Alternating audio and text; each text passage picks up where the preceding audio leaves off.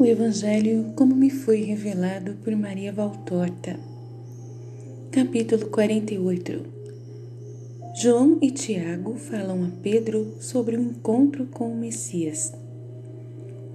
Em 12 de outubro de 1944, Valtorta escreve: sobre o mar da Galileia vem raiando uma belíssima aurora. O céu e a água têm brilhos rosados, pouco diferentes daqueles que esplendem suavemente por entre os muros dos pequenos jardins do povoado lacustre.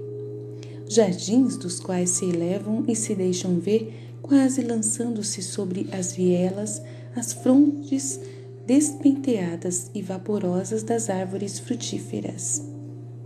O povoado começa a despertar com uma ou outra mulher que vai à fonte buscar água, ou a algum tanque lavar roupa, e com os pescadores que descarregam as cestas de peixe, fazendo negócio com os mercadores em alta voz que vieram de outros lugares ou levam peixes para casa.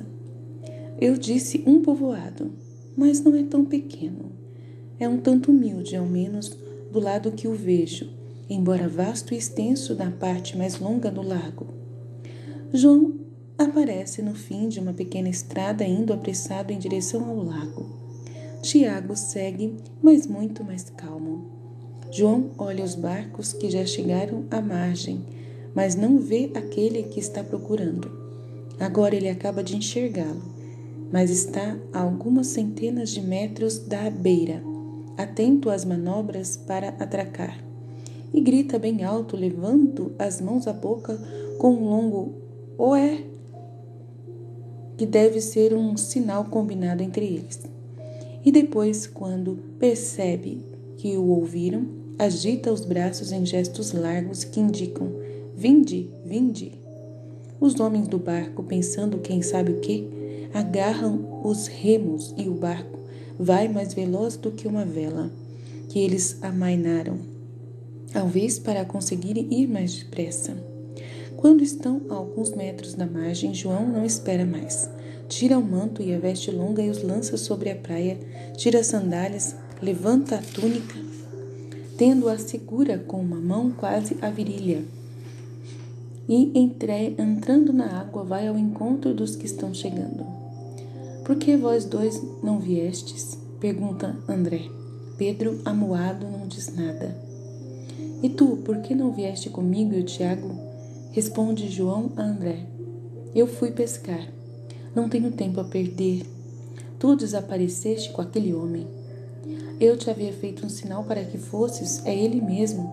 Se ouvisses que palavras! Ficamos com ele o dia todo e até tarde da noite. E agora viemos dizer-vos: vinde. É ele mesmo? Estás certo disso? Nós só o vimos naquele dia em que o Batista nos mostrou. É ele, pois não o negou. Qualquer um pode dizer o que lhe interessa para impor-se aos crédulos. Já não é a primeira vez, resmunga Pedro, descontente. Simão, não digas assim. Ele é o Messias. Ele sabe tudo. Ele está te ouvindo. João ficou magoado e consternado com as palavras de Simão Pedro. Ora essa, o Messias? E se mostra justamente a ti, a Tiago e André, 3 pobres ignorantes. Vai querer coisas diferentes do Messias. Ele me está ouvindo? Mas, meu pobre rapaz, os primeiros dias do sol da primavera te fizeram mal. Vamos, vem trabalhar. Será melhor, deixa de histórias. Ele é o Messias, eu te asseguro. João Batista dizia coisas santas, mas este fala como Deus. Quem não for o Cristo não pode dizer coisas semelhantes. Simão, eu não sou um jovencinho. Eu já tenho muitos anos, sou calmo e sensato, tu sabes disso. Eu falei pouco, mas ouvi muito nestas horas em que estivemos com o Cordeiro de Deus. E eu te digo que verdadeiramente ele não pode ser senão o Messias. Por que não acreditar? Por que não querer crer? Tu o podes fazer porque não ouviste. Mas eu creio.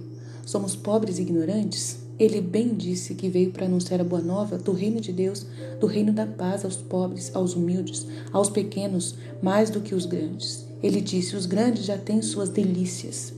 mas são delícias invejáveis se comparadas àquelas que eu venho trazer.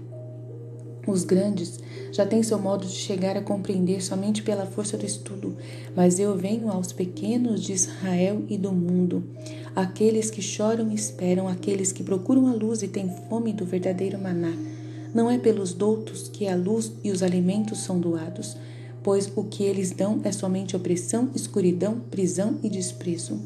Eu chamo os pequenos, eu vim para virar o mundo de cabeça para baixo, porque eu abaixarei o que agora está no alto e elevarei o que agora está sendo desprezado.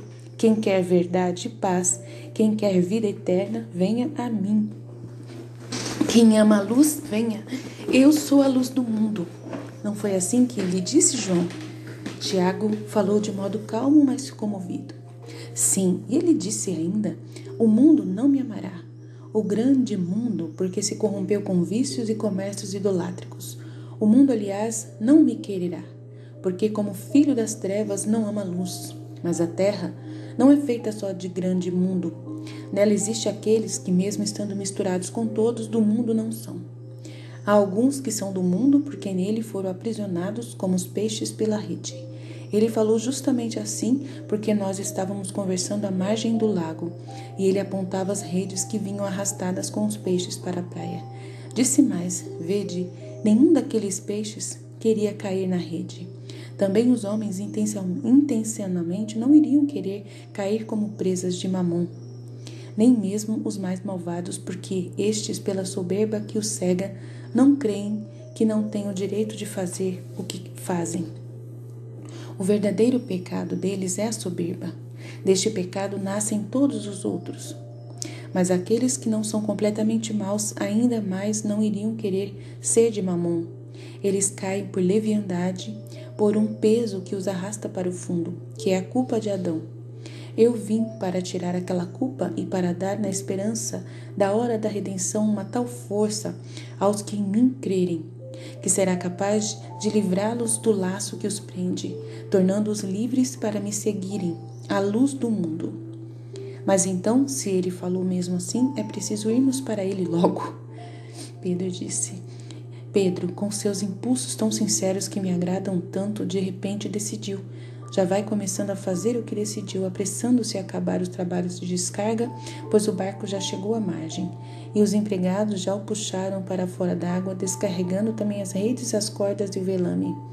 E tu, André, por que foste tão tolo para não teres ido com eles? Mas, Simão, tu me censuraste, porque eu não consegui fazer que eles viessem comigo. A noite inteira ficaste resmungando isso e agora me censuras porque eu não fui com eles? Tens razão, mas eu não tinha visto, e tu sim, deves ter visto que ele não é como nós. Ele deve ter alguma coisa de mais belo do que os outros. Oh, sim, diz João. Ele tem um rosto, uns olhos. Não é verdade, Tiago? Uns olhos e uma voz. Oh, que voz! Quando ele fala, dá uma impressão de que estás no paraíso. Depressa, depressa, vamos procurá-lo. Vós, fala aos empregados, levai tudo para Zebedeu e dizei-lhe que faça o que for preciso. Nós voltaremos esta noite para a pesca. Vestem-se todos de novo e põem-se a caminho. Mas Pedro, depois de andar uns metros, agarra João por um braço e lhe pergunta: disseste que ele sabe tudo e que ouve tudo? Sim, imagina que quando nós, vendo a lua alta, dissemos o que é que estará fazendo Simão, ele disse: ele está lançando a rede e não se conforma em ter que fazer isso sozinho, porque vós não saíste com um barco gêmeo, justamente numa noite de tão boa pesca. Ele não sabe que daqui a pouco não pescará senão com outras redes e que os peixes que apanhará serão outros. Misericórdia divina, é de verdade? Então ele ouviu também o que eu disse, julgando-o menos do que um mentiroso. Eu já não posso ir até ele. Oh, ele é muito bom. Certamente sabe que tu dispensaste sim. Ele já o sabia. Porque quando nós o deixamos, dizemos que viríamos a ti. Ele disse: ide, mas não vos deixeis vencer pelas primeiras palavras de escárnio.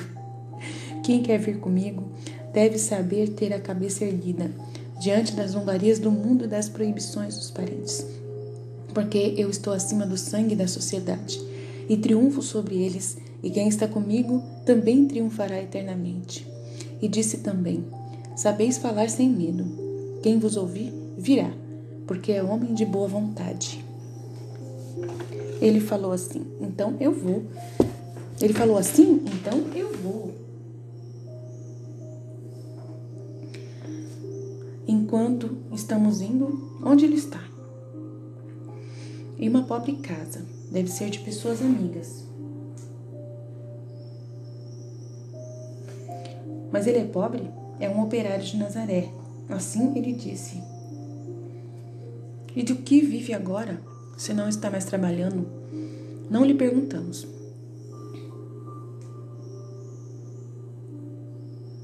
Talvez os parentes o estejam ajudando. Melhor seria levarmos peixes, pão, frutas, alguma coisa. Vamos perguntar a algum rabi, pois ele é mais do que um rabi, mas de mãos vazias. Os nossos rabinos não querem ser assim.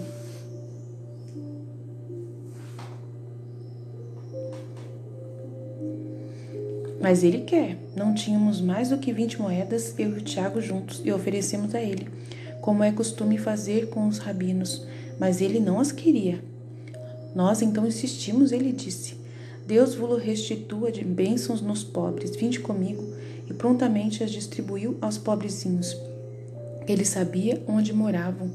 E a nós que estávamos perguntando: e para ti, mestre, não guardas nada? Ele respondeu: a alegria de fazer a vontade de Deus e de servir a sua glória. Ficou a alegria de fazer a vontade de Deus e de servir a sua glória. Nós lhe dissemos também: tu não estás chamando, mestre, mas nós somos todos pobres. Que é que te devemos trazer? Ele nos respondeu com um sorriso, que nos fez sentir o gosto do paraíso. Um grande tesouro eu quero de vós. Nós lhe dissemos: mais nada temos. E ele respondeu: é um tesouro de 7 nomes, que até o mais pobre pode ter, mas o rei mais rico não pode possuir. Vós o tendes e eu quero. Ouvi os nomes deste tesouro: caridade, fé, boa vontade, reta intenção, continência, sinceridade e espírito de sacrifício. Nossa, que legal. Isto eu quero de quem me segue. Só isto, e vós o tendes. Está dormindo como uma semente sobre um solo invernal, mas o sol da minha primavera o fará nascer em cêntriplice espiga. Assim ele falou. Isso é o que me assegura que é o verdadeiro Rabi, o Messias prometido. Não é duro com os pobres, não pede dinheiro, basta isso para chamá-lo de o Santo de Deus. Vamos tranquilos e tudo termina. Fiat.